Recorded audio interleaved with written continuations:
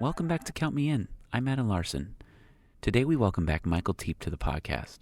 Michael is a well-known management coach and co-founder of Teape Training International, and he is here today to discuss how businesses can maximize their human capital as we begin year 3 of COVID-19 era, and the great resignation continues. If you are a leader trying to get your team back to business as usual, you do not want to miss this insightful conversation. So let's get started.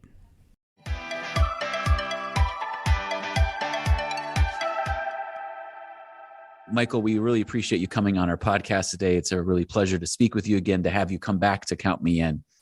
Thank you. It's great to be here, Adam. Thanks for having me back. Definitely. So let's just jump right into our topic today. So in your work with clients across businesses, how are people doing with the crisis as we are heading into the third year of it? Yeah. Can you believe it? 3 years. No. That's just, crazy. Well, every year it's changed, right? Because you can imagine that. And as your listeners reflect back, they're going to think, well, yeah, there was absolutely, in the beginning, we didn't know what we didn't know. We were washing our vegetables. We weren't going to the store. And now we're way beyond that. We're managing that. We've seen threat come into our work. People have got COVID. People have not gone to the hospital. Some have, unfortunately. So you've experienced it over 2 years. And as we come into the third, it's kind of normalized. It's baked in. It's like you get used to your environment. So, most people are like, well, this is a reality, Adam, if I'm honest. That's what they're saying. And they're going back to doing, may as well do the training. And from my point of view, as a learning development specialist, face-to-face stuff was cancelled the first year. And now in the third year, it is back on again. They want to do face-to-face, haven't done it in a while. I'm not so sure that the employees want to do face-to-face because they've got used to the virtual environment. And they've worked out that actually it can work. It does work. We've been able to talk over virtual just as much. In fact, better than face-to-face, because face-to-face, most people are wearing a mask. Depending on which state you go to, depending on their level of infection. Yeah. So, that's where we are right now. Also, what I'm seeing, Adam, is people are moving jobs. You've heard of the great resignation. So that's the other thing. It's really picking up speed now in the third year. The thing with that is that people are seeing opportunity. There is opportunity.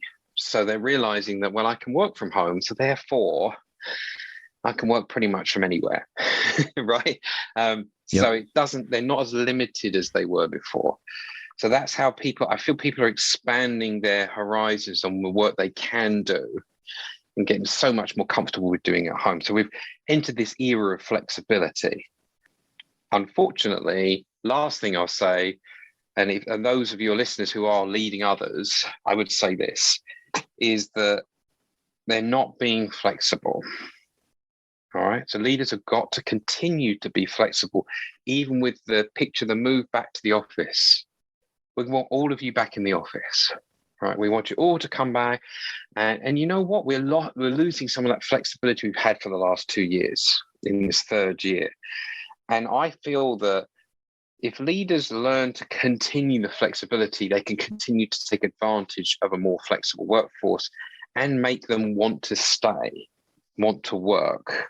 If you put in what I call fake rules, unnecessary rules, unnecessary. Yeah. And I'll give you an example. There's a company that I know, remain nameless. They're like, right, we're all coming back to work. They'd all been 100% remote, fairly small company, and right, we want all back at work, but we want you in Monday, Thursday, and Friday. You can, we'll be virtual Tuesday and Wednesday, right? You're getting these unnecessary rules. And you must have your meetings. We want them face-to-face. So you need to have your meetings on the Monday, Thursday, or the Friday. So you can imagine employees are like, hang on a minute, what if I want to have a meeting on Tuesday? It creates all these unnecessary rules and decisions to be made. When wouldn't it have been easier just to say to each team, work out what days you want to come in the office. We want to build up to 100% back, but, happy to do 60-40, whatever works, as long as we're serving the client internally and externally. I leave it up to your best judgment to make sure the work continues. Great, right? And then they can work on it, what works best for them. I'm seeing this over and over again. So how are people doing with the crisis? I think they're doing quite well. They're normalized it, they're getting on with it, they're looking for opportunities in other jobs. What we've got to be careful of is being overly formal with how leaders bring their people back and teams back. We need to stay flexible.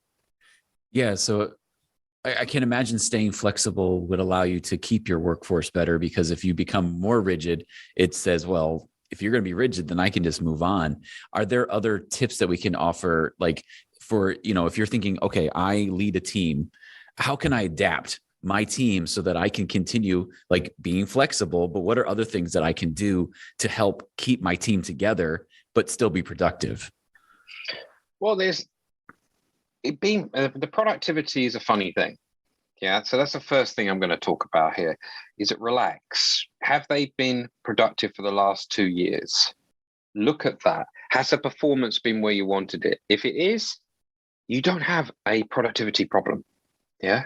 If it isn't, then let's get into more communication with the team about your expectations. So focus. I think leading through this time now back to where people feel that COVID isn't a day-to-day occurrence, or there's not another wave, or they don't know tons of people that have it, getting people back, they really need to focus on what they want to achieve. And the way you do that with teams is you communicate with them, you ask them how it's going, you set expectations of what you're looking for, and then you coach them. You're really, really good at communication. Well, how are you prioritizing? How can I help you prioritize what you need to be doing in this time? What are some of the roadblocks getting in your way? Is for that leader to switch from I've told you my expectations into a coaching style. And that's how they help their teams through it. Because the coaching style does two things. It helps when you coach someone, it helps them put them in an adaptive, calm mindset. They are reflecting on the question you've asked. They're not in the panic of getting the work done if they're under stress. They're not thinking of anything else. They're connecting with you, and you're giving them that reflective time to calm and think about their position, which therefore leads to more productivity, better prioritization. So they're the two things. And the last thing is don't give up. Always come back to an employee. If you've had a feedback conversation, you had a coaching conversation, come back and ask them, how did that go? You mentioned you were going to try this week. You were going to try and be less reactive to email. How did that go? So you end up coaching your people rather than saying, look, this is what you need to do. You're not getting all these accounts done. We're 10% down. I need you to put another hour in the day. So we're moving from autocratic style of leadership, which helps the leader feel in control, to much more democratic style. And with that comes flexibility. But, I see a lot of leaders jumping like, I've got to keep productivity up. And then I ask them, well, what's your productivity like? And they're like, good question. I don't know. I've not thought about it. I just assumed because everyone went virtual, I need to watch this space. So it's unnecessary, right? So I hope that answers the question, Adam, and helps management accountants listening to this. How do I manage my team without overdoing it? Don't overcook it. Yeah, you don't want to overcook it, because you don't want to force them to come into an office where, remembering that it's going to tire somebody out more because they're seeing people in person, which means you're going to have other conversations outside the normal conversations you'd have. You're actually going to be probably a little less productive going into the office because you're going to see people you haven't seen in 2 years. So you're dealing with all those things. And so if you push everybody to be into the office, especially like on a Monday and a Friday, who wants to be in office on a Monday and a Friday? Make them all come in the middle of the week.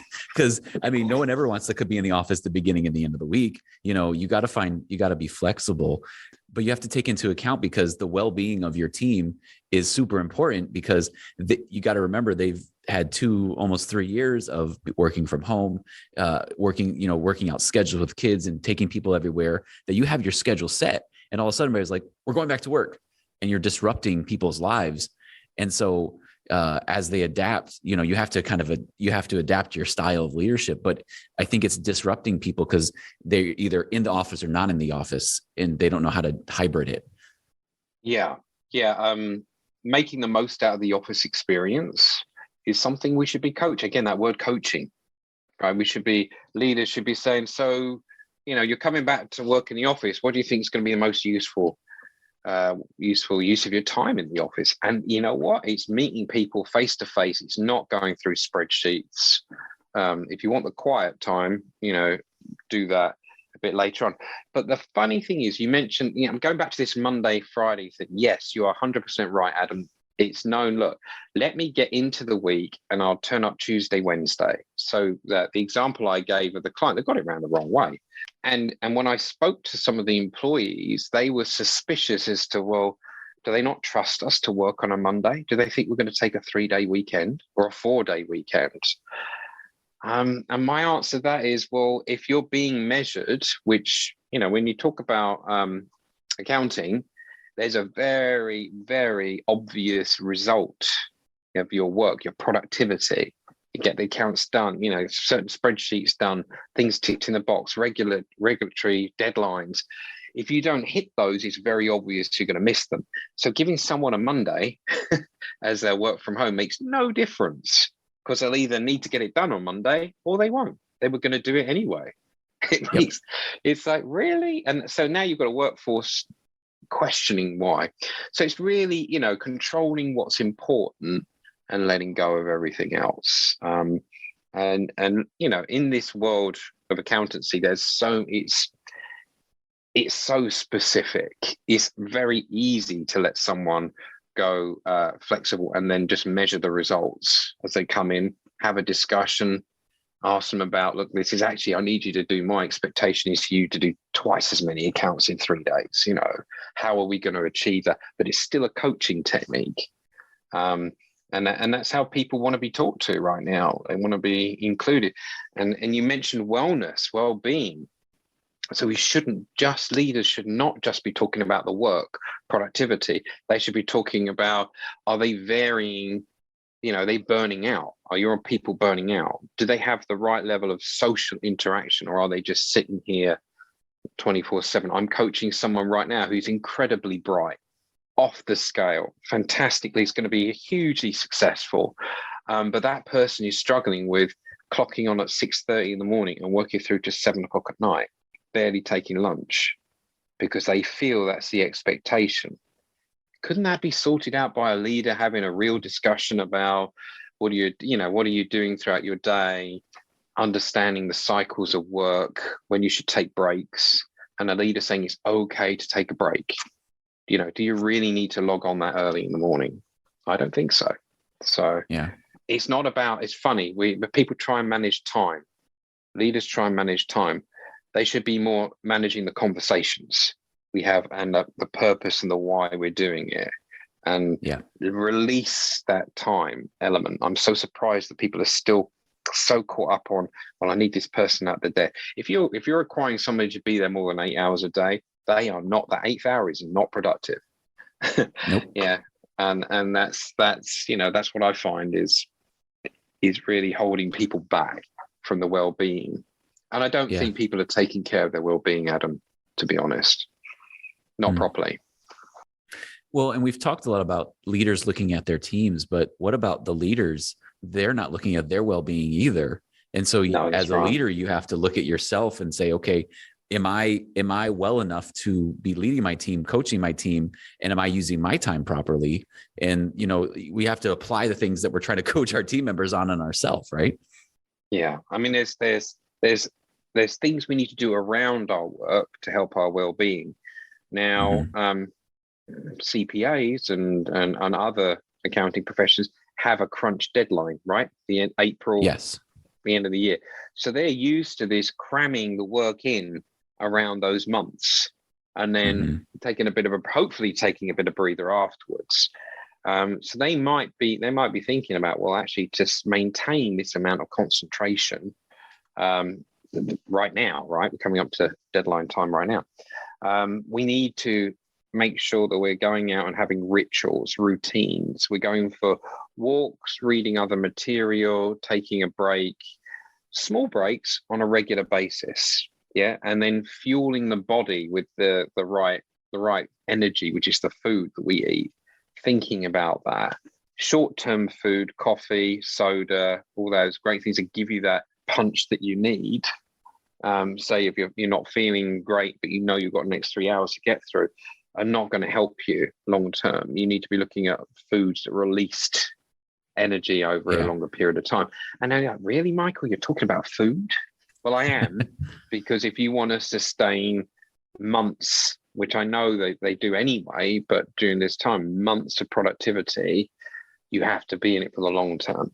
And good routines around movement, that we're moving, where you actually look as well. I don't know if anyone's talked about this, but if you think about when we're looking at the screen, as I am right now, I'm looking at my computer screen while I'm talking to you.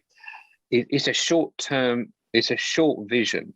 I'm looking at the short range depth, and I'm looking at an electronic screen. Okay, that tires you out. Your optics, your eyes, all of that great stuff tired. You need to look away from the screen and look at a view, a long depth.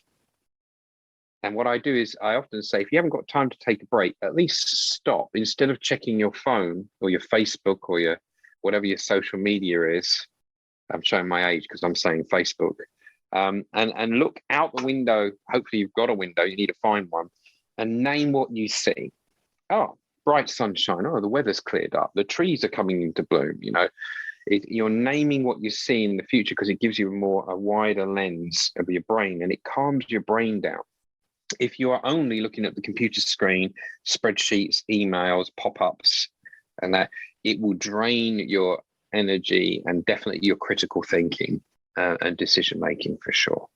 So yeah. I gave you a lot there to unpack, Adam. You have, yeah. I've read somewhere where it says like you have to do that like at least once every hour, where you do that for sure. like a couple minutes, and then that alone helps reduce the strain on your eyes, the strain on your brain. Just doing that alone throughout the day will improve your well-being, as if you're working on a computer all day, which can do wonders for everybody. Even just hand exercises, making sure your hands are stretched properly if you're sitting there typing all day. Just simple things as that we have to do, and for some people, when they started working from home, they started working more hours because they were home. They could just sit down and go like from 6:30 to 7. But it's making sure your team is finding that balance, and even you as a leader finding that balance. Yeah, most importantly for you as a leader to do it first, because you're the one that everyone relies on. You're the person having the conversations. They need you on your game. And plus the techniques you learn, you can then impart and share to your team what works and what doesn't work. Everything I talk about, I'm doing myself. Now, some days I'm doing it badly. I'm no saint. But other days I'm like, oh, okay, well, I use this. And I then can introduce it to my teams, my clients, and help move them forward productively. Like I said, as long as they're focused, what do I want to achieve? It's a focus. The approach is a flexible communication style. I suggest a coaching style because you're asking questions about the other person rather than telling. And then lastly, consistency, that they're consistently meeting with their people. They know that the catch-up's coming. They know what it feels like. They know it's going to be supportive. And then, of course, their own rituals in the day to make sure that they are they're managing their energy well. That they're clear. They're clear on what they're trying to achieve today. They're not over putting too much into a day just because I don't have a commute anymore.